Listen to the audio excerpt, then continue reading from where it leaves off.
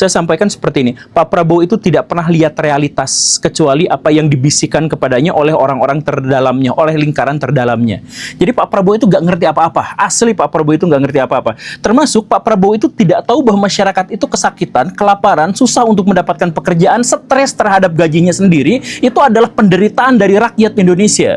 Pak Prabowo mohon dengarkan itu. Indonesia itu sedang menderita. Masyarakat Indonesia, rakyat Indonesia itu mudik aja kemarin kesulitan karena THR-nya tipis, banyak yang dipecat, perusahaan-perusahaan besar bangkrut, investasi lari ke luar negeri, ekonomi Indonesia tidak baik-baik saja. Dan itu disebabkan oleh apa? Korupsi. Karena itu disebabkan oleh korupsi, kemudian kita menuntut, rakyat Indonesia menuntut untuk miskinkan mereka, tapi Pak Prabowo justru malah berempati kepada keluarganya. Ada ratusan juta rakyat Indonesia yang sakit hati, yang susah hidup, yang miskin dan kelaparan, lalu Pak Prabowo tidak berempati kepada mereka, tidak bersimpati pada mereka, tidak melihat mereka, tidak melihat penderitaan mereka. Sedangkan koruptor itu kasihan kan tidak adil kalau anak istrinya juga dirampas. Artinya Pak Prabowo melihat dengan mata kepala sendiri koruptor itu dan keluarganya. Makanya Pak Prabowo bersimpati. Tetapi kepada rakyat Indonesia, Pak Prabowo sama sekali tidak melihatnya. Dan bukti bahwa Pak Prabowo tidak melihat rakyat Indonesia itu terpampang nyata di mana-mana. Pak Prabowo itu selalu memiliki pikiran yang berbeda dengan apa yang menjadi realitas. Karena itu, kemiskinan Indonesia dia nggak percaya. Kemiskinan Indonesia dia katakan dibantah itu sambil mengatakan bahwa Indonesia adalah negara dengan kekuatan ekonomi terbesar keempat di dunia.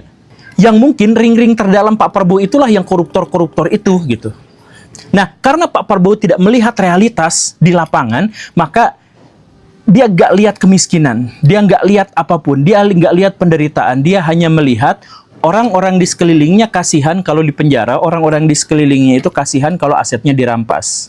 Bahkan dia tidak tahu bahwa sebagian besar pejabat yang korupsi, anaknya itu terlibat ikut korupsi. Atau anaknya jadi bandel, jadi arogan, jadi keterlaluan. Baraya ingat kan ada anak pejabat yang nyiksa orang sampai koma? Karena apa? Karena dia anak pejabat. Dia pamer harta kekayaan uang korupsi ayahnya gitu kan. Nah, anak-anak pejabat itu banyak yang kayak gitu Baraya. Anak pejabat dari koruptor itu mentalnya udah rusak. Itu makan uang haram tiap hari. Jadi hidupnya nggak berkah gitu. Nah, ratusan juta korban korupsi di Indonesia, Pak Prabowo tidak melihatnya. Jadi saya minta, apakah Pak Prabowo melihat podcast saya, video saya yang ini? Please. Saya udah cari-cari jalan supaya apa yang dikatakan masyarakat itu didengar sama Pak Prabowo, tapi saya nggak tahu sampai atau enggak gitu.